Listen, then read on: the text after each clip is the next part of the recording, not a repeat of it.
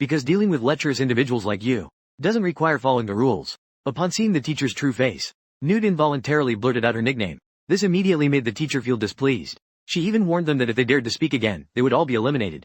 Upon learning that she was teacher Aphrodite, the protagonist decisively revealed her weakness. In order to successfully pass the ritual trial, the protagonist had no choice but to cast a spell to exploit the teacher's flaw. Several blackish-red tentacles surrounded the teacher. This scene made Alice and the others blush and their hearts race. The protagonist thought everything would end there, that his team would pass through smoothly. However, at the moment the tentacles touched the teacher, they were repelled by an inexplicable force.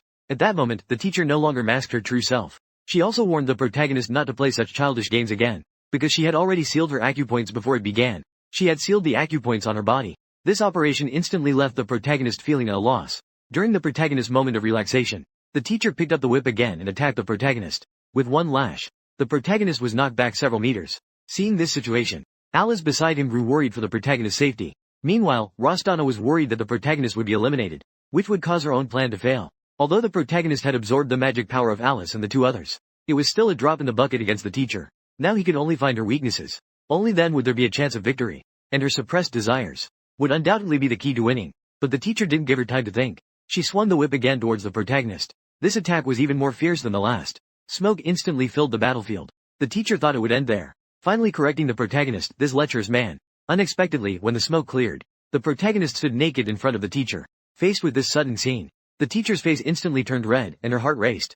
Then, nosebleeds gushed out uncontrollably. The whole body reclined backward, because it was the teacher's first time seeing a male body. This caused her to be unable to withstand such stimulation. The suppressed desires within him completely erupted. This unintentional action also allowed the protagonist to turn the situation around instantly. In order to suppress the uncontrollable magic power within the teacher, the protagonist summoned his magic spirit. He controlled the teacher. Then he absorbed the uncontrollable magic power within him. As the magic power continued to flow, the form of the protagonist as a demon lord gradually emerged. And the teacher, in order not to be manipulated by her own desires, he raised his hand and shot a spell into the air. Then this energy spread in the air, slowly falling toward him. A prison dragon trapped the teacher within, and also isolated the protagonist's magic spirit outside. Although this could suppress the desires within, over time it would only lead him to destruction. As a demon lord, the protagonist naturally understood this. In order to save the teacher, the protagonist planned to use the power of the sword demon. Then the protagonist slowly drew a golden sword, slowly pulling it out from the ring. This was indeed the essence of the sword demon. The sword of the sword demon. The protagonist leaps forward with swords in hand, charging at the imprisoned dragon. With one swing, he cleaves it in two. He rescues the teacher from within.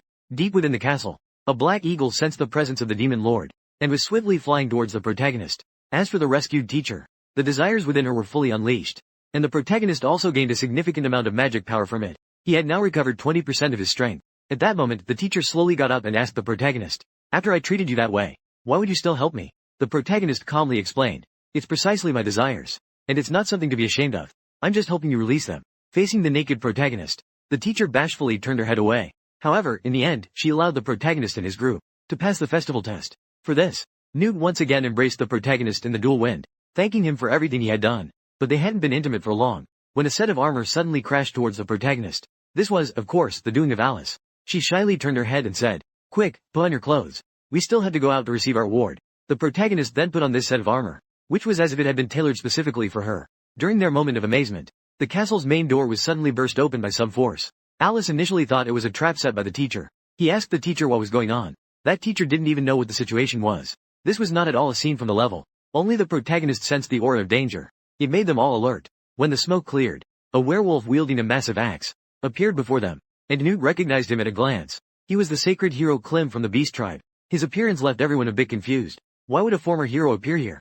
Only the teacher knew it was just a spirit, but its magical power was frighteningly strong. Meanwhile, in the battle spirit hall of the academy, two cloaked figures were whispering to each other. They were using dark magic. They released the battle spirit of hero Clem, intending to create the illusion of the protagonist being killed.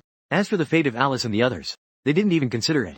The moment they saw the protagonist, Clem swung the massive axe towards the protagonist. Fortunately, the protagonist reacted in time. He barely dodged the strike, but that powerful strike caused the castle to start collapsing, and Alice's group's magical power had not fully recovered either.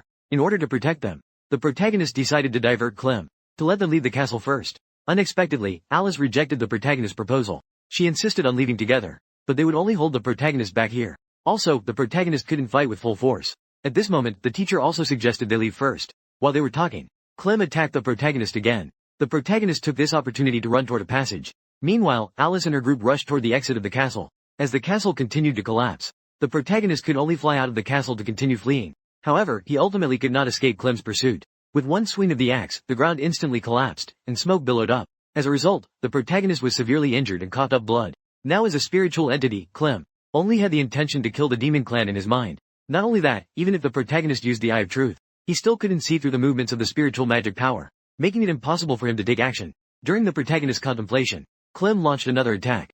After all, he had left with Alice and her group before. But for the sake of the teacher, even if his magic power hasn't recovered, he absolutely wouldn't allow a student to die in front of him. When the teacher was young, he also had someone he liked, and that person confessed to him face to face. However, this action brought unnecessary trouble, because as a member of the Berserker clan, he did not require emotions. The teacher's father forcefully broke this bond, and locked him in a cage for reflection. It was from that moment on, the teacher was ordered not to interact with the opposite sex, to be a cold and heartless berserker. His desires were sealed away from that moment on, hidden deep within his heart. Now he has been liberated by the protagonist, but due to the lack of magic power, he couldn't compete with Clem at all. With just a casual wave, he sent the teacher flying next to the protagonist. Seeing him, as a berserker, actually helping a demon, this made Clem very angry. Then, his powerful magic power kept gathering towards the giant axe. Such terrifying power even made the teacher a bit afraid. As things spiraled out of control, the protagonist could only try to use the dual cultivation technique on the teacher. Before the teacher could react, the protagonist's magic spirit wrapped around her. Let the magic spirit reveal to the protagonist the teacher's deepest buried wish. At one of the teacher's previous birthday parties, the boy who had once confessed to her approached her again. After the birthday party ended, that boy never showed up again, until a time during her imprisonment. Her father finally told her that the boy had passed away. After learning this news, sorrow instantly made the teacher weep uncontrollably, and in the depths of her heart, there was only an endless blue sky. The only thing that caught the protagonist's attention was a stuffed toy lying on the ground. It piqued the protagonist's interest. Unexpectedly, in the blink of an eye, the stuffed toy suddenly grew several times larger before the protagonist. To see the true self buried in the teacher's heart, the protagonist drew the sword of the demon again. With a swing of the sword, he split the stuffed toy in two. The cotton inside also burst open instantly. As the smoke cleared, the teacher's true self lay within it. At that moment, a hand slowly reached out to her. The little tiger who once confessed to the teacher unexpectedly appeared before her. Seeing him again is the wish buried deep within the teacher's heart. And this wish, the protagonist finally helped the teacher realize it. At this moment, the regrets deep within the teacher's heart no longer exist. The protagonist also fulfilled his wish and kissed her. He used the dual cultivation technique on the teacher. Instantly, a powerful energy burst forth. Even Clem was taken aback. Once the energy dissipated, the protagonist appeared before him in the form of the returning demon lord. Though I killed you once before, I'm sorry, but now I need you to die once more. Those words instantly drove Clem into a rage. He leapt up and swung his giant axe diagonally at the protagonist. In the face of such a powerful strike, the protagonist remained unshaken. He merely swung the sword of demonic magic in his hand, and with that, he severed Clem's arm. The pain from the severed arm made Clem scream in agony. But even after severing his arm, the ground continued to turn to sand. At this point, the armless Clem smiled and said, "You underestimate the power of the Chaos Axe. That is an irreversible power. However, for the protagonist, there is no magic he cannot control in this world." Then, he manipulated the giant axe, wildly absorbing the magic power from the ground. This scene left Clem dumbfounded. He couldn't believe the reality before him. Before long, a sand sculpture of a pyramid appeared above him. The protagonist said to him with a blank expression, "Rest in peace, hero." Just like 50 years ago. After saying that, the pyramid instantly dropped, submerging Clem within it. When the battle was over, Alice and her group returned once again. Newt even brought some white flowers to commemorate Clem. Upon seeing this, Rostana teased, "A mindless battle soul, used by others without even realizing it. It seems that those who are used truly have a lack of intelligence." As soon as those words were spoken, Newt instantly exploded with rage. If it weren't for Alice holding him back, a world-shattering battle would surely have been unavoidable. However, the battle soul is an embodiment of the hero's magic power. It carries some of the hero's memories within itself. After the hero's sacrifice, the battle soul will carry the hero's obsession to continue the unfinished mission. That being said, Clem's battle soul came for the protagonist. However, battle souls are usually strictly kept by the battle soul hall. Cases of them being released are rare. After the teacher's analysis, Alice concluded that someone was trying to scheme against the protagonist. Newt's first thought was about that guy, Brian. Rostana was thinking about keeping a close watch on the protagonist to ensure he completed this hero memorial. It was a trial. Whether in the shadows or in the open, everyone had their own agendas.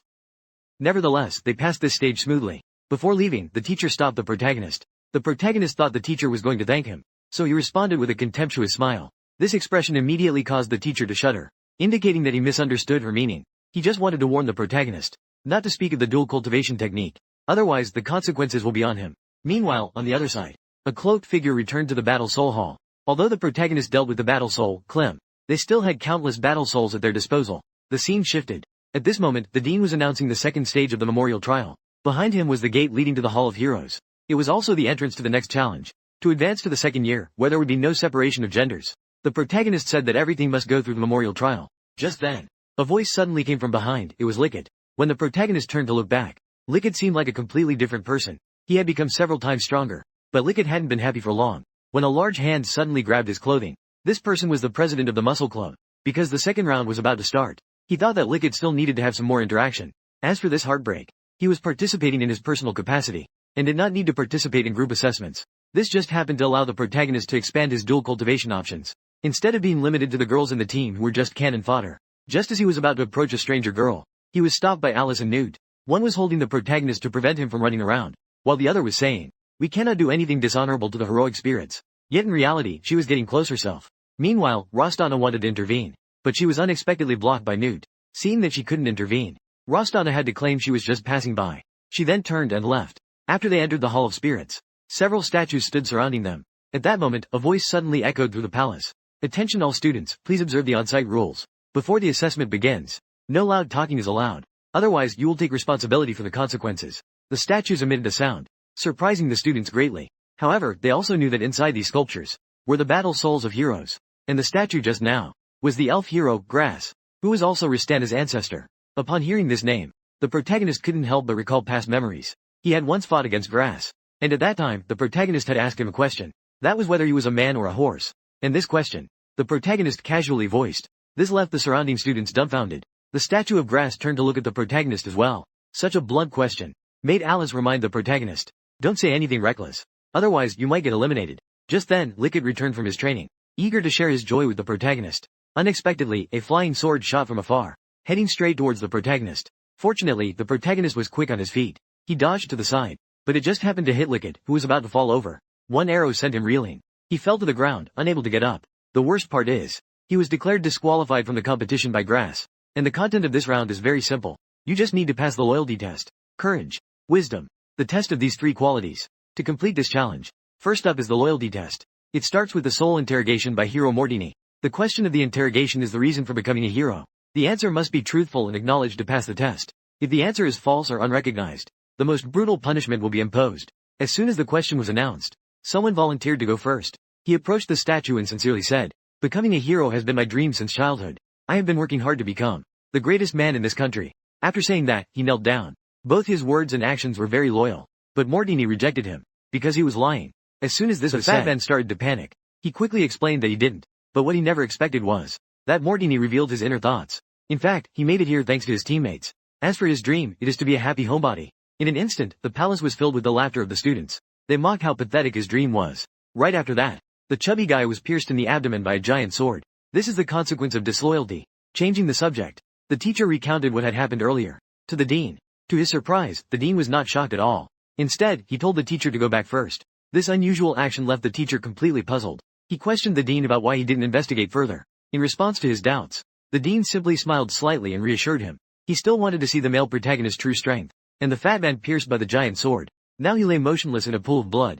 The surrounding students quickly retreated upon seeing this. This scene made them think about withdrawing from the trial. Only the male protagonist remained calm and composed. He activated the Eye of Truth in advance to check reality. In his view, the flow of magic in the fat man's body was normal. It was not a dying state. This indicated that he wasn't dead. Moreover, the blood on the ground began to gradually show. The bright red blood had unexpectedly turned light yellow. During this, it also emitted a faint odor. The male protagonist was about to verify what this liquid was, when suddenly, the fat man suddenly grabbed him, preventing the male protagonist from touching the liquid. Then the fat man said, crying, "I'm sorry, I just got scared and peed myself." As for the fat man's trial result, it was obvious. He was directly announced as eliminated, while the other students were frightened, not daring to go up and participate in the trial. Newt stood up. He bravely stepped forward to challenge the loyalty trial. His question was, if to complete the hero's task, you needed to sacrifice yourself to seduce the demon race, would you be willing? Please answer honestly. Such a taboo topic instantly attracted the attention of the surrounding students. The noise behind him also made Newt quite irritated. He scolded them to shut their mouths. Then she shyly looked at the protagonist and said, "If it was the little demon sister, I would be willing." Once these words came out, it made Alice very angry, and she stated that it was not allowed to be flirtatious, but it was completely unexpected. Newt's answer surprisingly passed the trial. Soon, the loyalty trial gradually got back on track, until it was Ristana's turn. This noble elven girl, and her question was somewhat cruel. That is, if you were a hero, your friend is from a feared race, what would you do? Faced with this question, without any thought, she stated, I would kill him, because I don't need friends at all. Such a ruthless answer not only made Alice feel frightened, but she also passed the loyalty trial. In a flash, it was Alice's turn for the trial. On the surface, she seemed very composed, but when the question was posed, she was completely stunned, because Mordini asked her, if to complete the hero's quest, would you kill the person you love? After several rounds of tests, the protagonist began to feel that these races, more cruel than the demon race. It was at that moment, Alice slowly turned her head to look at her. This action left the protagonist somewhat bewildered. He didn't understand what she meant. Later, Alice provided an answer. She couldn't kill someone she loved. The surrounding students, upon hearing this, all believed that Alice wouldn't pass this test. Unexpectedly, the hero Mordini actually gave her the approval to pass. This surprised Alice greatly. Her answer itself did not meet the hero's standards, but she passed the test of loyalty, mainly thanks to the hero Arya. A phrase once spoken. What is the meaning of being a hero if you can't protect the ones you love?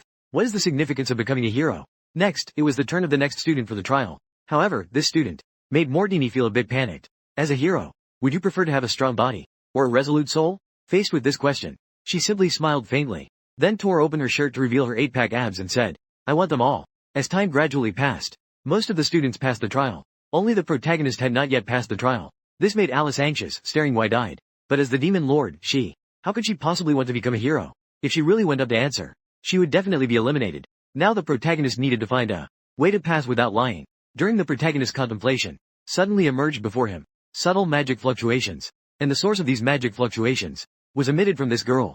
As for the question she was asked, if you were to write a letter of declaration against all demons in your dialect, how would you write it? At this moment, the protagonist also remembered her. She had once appeared beside Alice's brother. Facing the question of the trial, she calmly recited a passage in the demon language. But as a demon, the protagonist couldn't understand what she was saying at all. It was clear she was babbling nonsensically. However, her answer was acknowledged by the hero. She also successfully passed the trial. The surrounding students began to praise her one after another.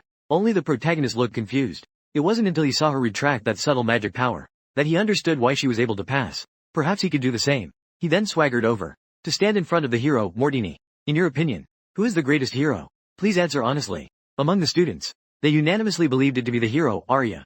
It was a question so simple it couldn't be simpler. Even Newt thought so. But oddly, the protagonist's answer was somewhat different. The greatest hero. Of course, the demon lord, Belmont. As soon as he said this, the surrounding students began to criticize the protagonist. Even Alice couldn't understand why he would give such an answer.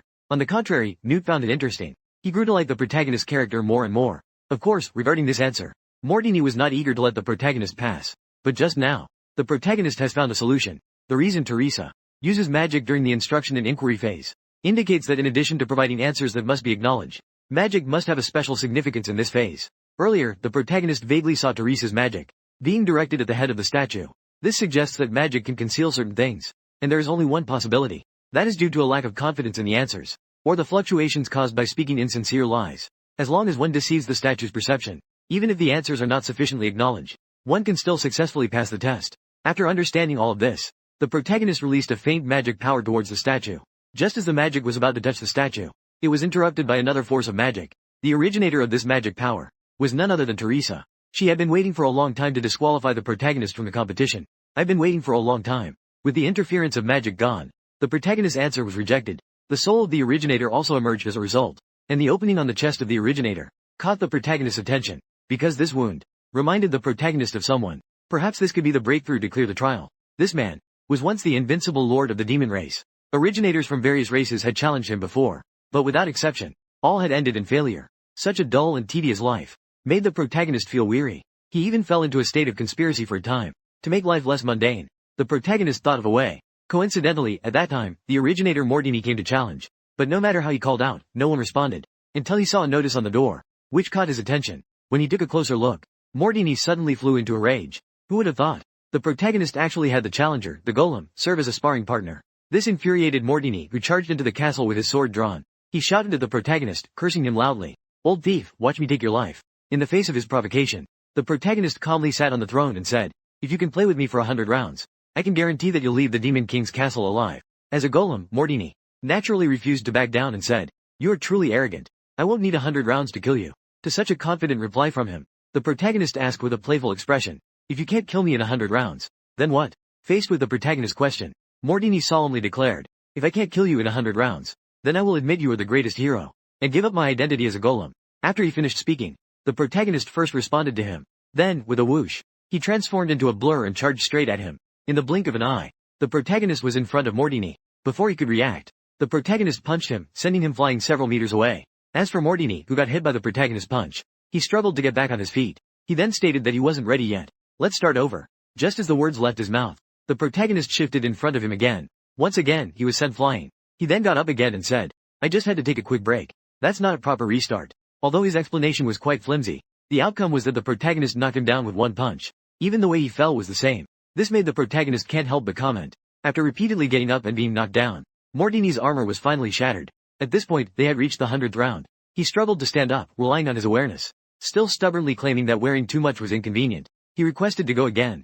However, this time, he probably wouldn't get another chance. The magic in the protagonist's hands continued to gather. With one strike, the sword supporting Mordini was shattered. Without the support of the sword, Mordini could no longer get back up. Ultimately, forced by helplessness, he admitted in front of the protagonist that he had lost, and the protagonist naturally demanded that he fulfill his promise. But Mordini could not bring himself to admit that the protagonist was the greatest hero. He simply couldn't do it. He even called the protagonist the most brutal and the most shameless demon lord. Upon hearing this, the 18-year-old protagonist was very saddened. He remarked, "Do today's young people have no sense of martial ethics at all? Dealing with a despicable demon lord like you doesn't require following any martial ethics at all. What are you waiting for? Just kill me." Although Mordini disparaged himself like this, the protagonist never thought of killing him. Instead, he turned around and let him leave. This action left Mordini incredulous. In his understanding, demon lords were the cruelest beings. But what he saw now was not the case. In fact, the protagonist was a person who kept his promises. As a hero, failing to complete a mission and returning alive would be a disgrace. It would be a betrayal to the entire family.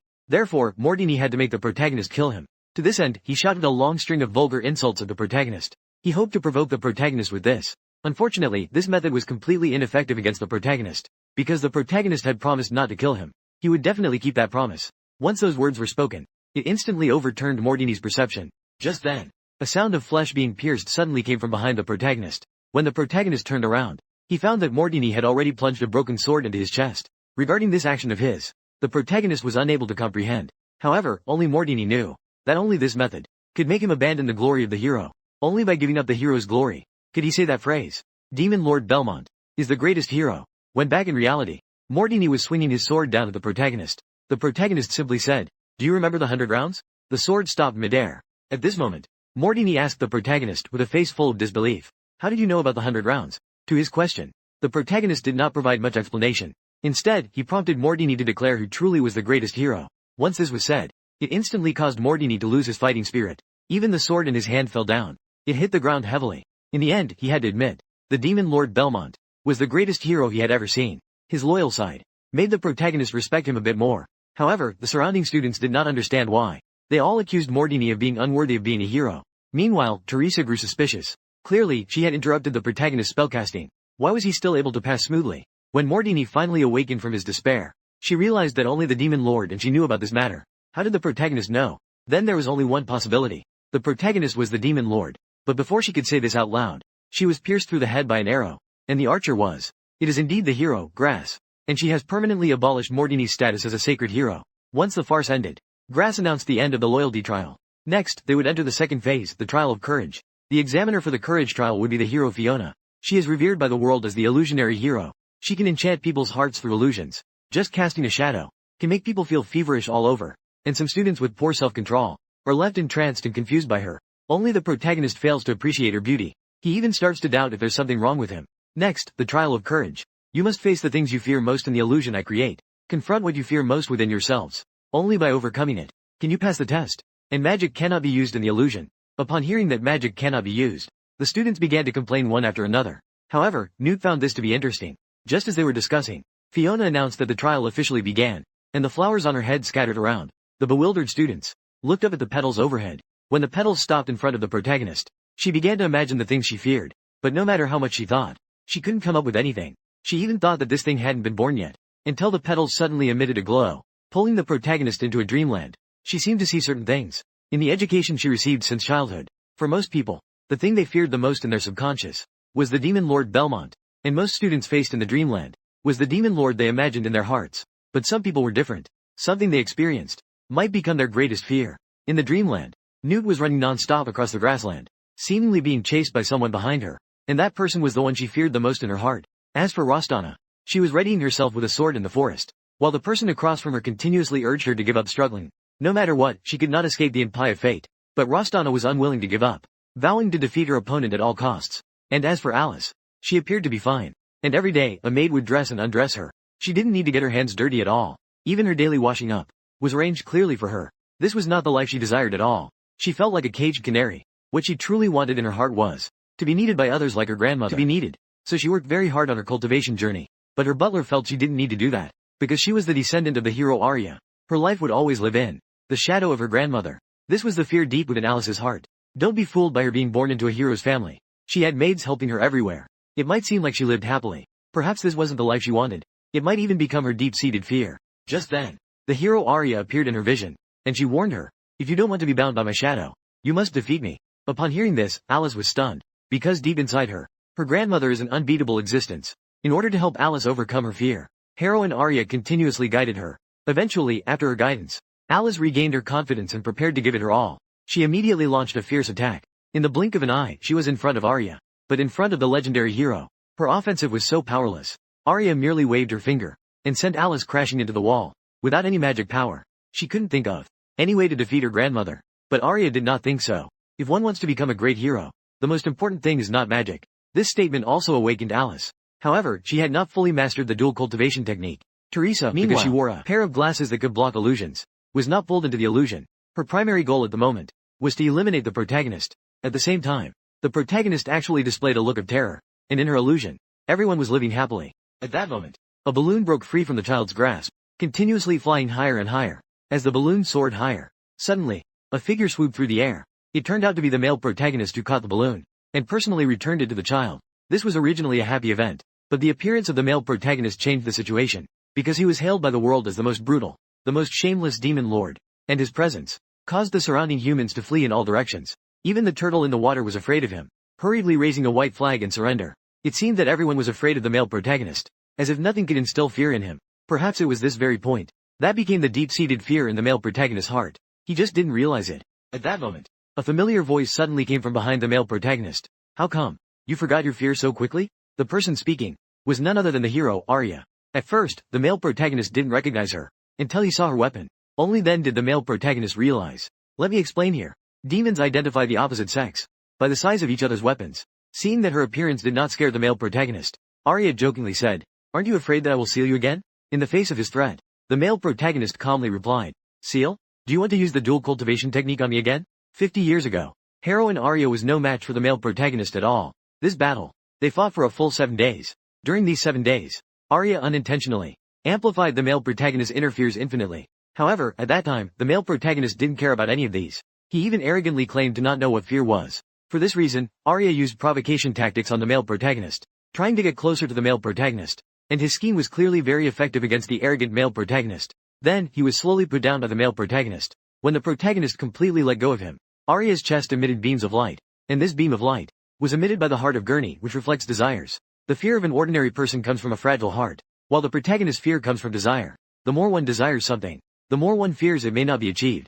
This is the protagonist's fear. For hundreds of years, what the protagonist desired most was to stop the Crusades. And only Arya at that time knew this. The protagonist feared that the Crusades would never end. He feared that the demon race had no future. So Arya seized upon the deepest desire of the protagonist's heart. In order to help the protagonist fulfill his wish, Arya used the dual cultivation technique. At that moment, the protagonist's magic power was sealed away, and his strength gradually dissipated. Ultimately, the protagonist was sealed by Arya upon the throne. Now this event has also become a fear within the protagonist's heart. The past events were brought up by him once again. The protagonist couldn't help but struggle and tremble. This feeling made the protagonist feel uncomfortable all over. He tried to make himself stop. Meanwhile, on the other side, Alice kept trying, yet he kept failing. But he still chose not to give up, because he wanted to change everything. However, futile struggles only made him fall again. Once again pinned to the ground by his grandmother. If he thinks about surpassing me, yet fears my strength, then it makes no difference whether he gives up or not.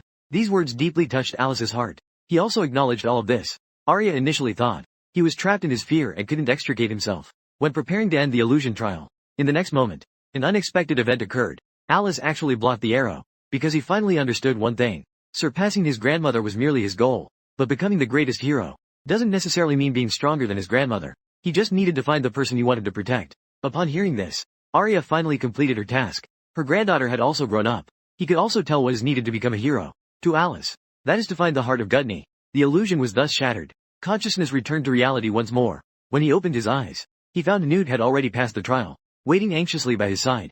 At this time, less than 10 minutes remain until the trial ends, and most people cannot conquer the fears within themselves, including the protagonist. He is still trapped in the illusion. Currently, those who have successfully passed the trial are only Alice and her two companions. Even the president and secretary, Teresa, could not escape. Meanwhile, in the illusion, the protagonist transformed back to his peak form. No matter how many attackers come, he could easily deal with them. With a raise of his hand, he annihilated the group.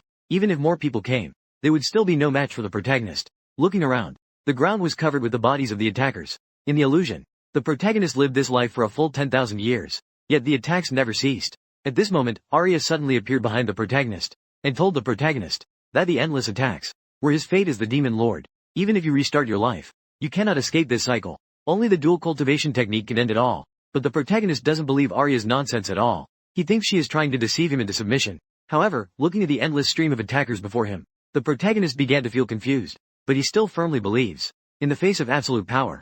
No matter how many attackers there are, they cannot instill fear in him.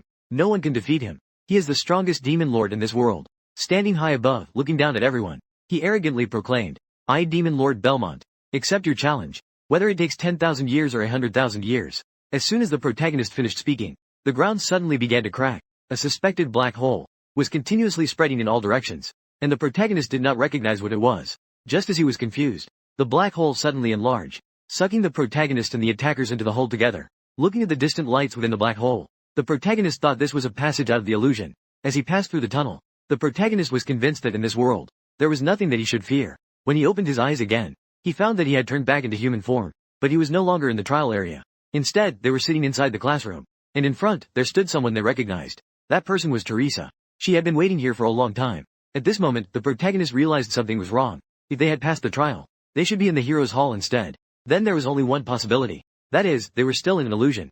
Finally figured it out, huh? That's right. The place you are in now is indeed the illusion I created, and here will be your final belonging. But the protagonist was somewhat confused. They had no grudge or animosity with her. Why did she want to kill them?